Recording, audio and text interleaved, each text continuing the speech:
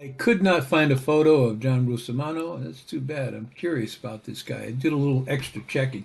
His name is John Russomano. He had been a bodyguard in East Harlem for the racket boss Gallucci, beginning around 1910.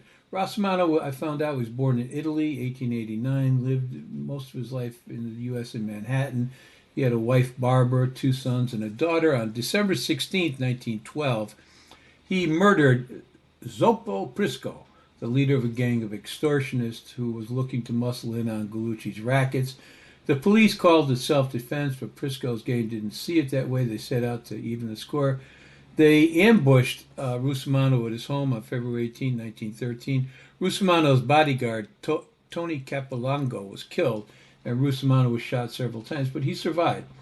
He was jailed for a Sullivan Law violation. He had a gun on him just before Gallucci's death, and he was sent to Sing Sing 1914 for a 3 to 6 year stretch. But he was released 1915, less than a year. Legend says that he was deported, so I checked on Ancestry. He wasn't deported. He was pardoned by Governor Nathan Miller.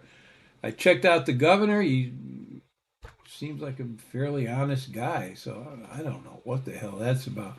There are some names with on the pardon sheets that follow Russomano's pardon of guys that I don't have didn't have time to really look into it, but a lot of them seem like gangsters. Frankie Cimento, who was too young, I think, to have been pardoned at that age, but he was a big time gangster for a long time. He died in 2014.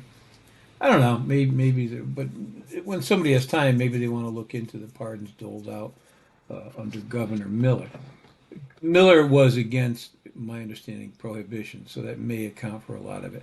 The last record I have on John Russomano is 1959. He was a porter in a Brooklyn restaurant.